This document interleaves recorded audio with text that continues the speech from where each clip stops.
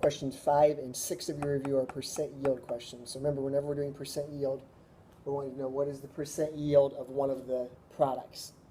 So given a certain amount of one of the reactants, what is our percent yield of one of these products? In this case, number 5 is saying if a reaction was done that had 150 grams of oxygen, and it says, and 50 grams of water were collected by the person, so that is your actual yield. So the 50 grams is what they actually got. It wants to know what the percent yield is. So we need to figure out theoretically what they should have gotten of water using stoichiometry. So 150 grams of oxygen. Oxygen is 32 grams. Remember, it's 32 because it's diatomic. 32 grams for a mole of oxygen.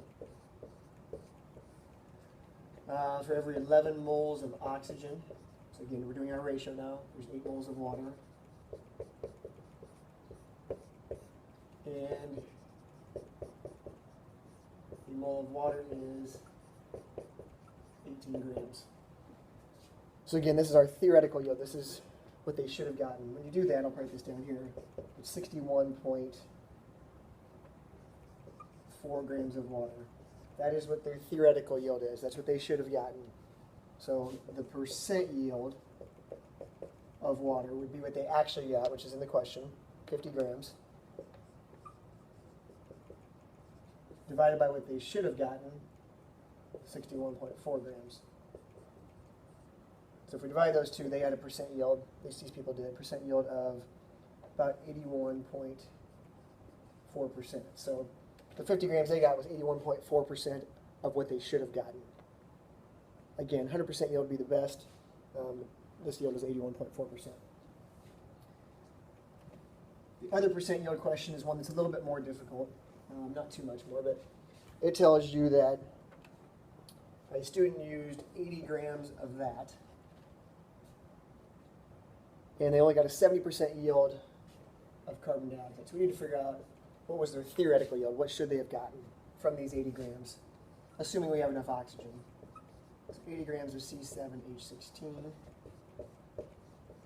It's 100 grams per mole of that compound. So just looking that up off the periodic table, it's 100 grams per mole of C7H16. Again, labels cancel. Moles of C7H16 down here for every 1. There's 7 moles of CO2.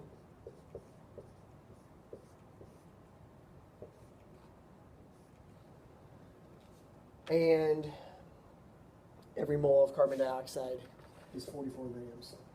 The mole of carbon dioxide is 44 grams. So when we do that, we get 246.4 grams of CO2. Again, that's the theoretical yield. Okay, that is what they should have gotten theoretical. It says that they actually only got a 70% yield. So they only got 70% of that number for their actual. Okay, so we could set up a little proportion and say, well, if 70% is 70 out of 100 equals X number of grams, their actual over the theoretical, 246.4. Cross multiply and divide, so we're really taking 70% of this number, which is 172.5 grams of CO2. So that is their actual. They actually got this much. They should have gotten that much, which this number is 70% of that. So they lost 30% of the product somewhere.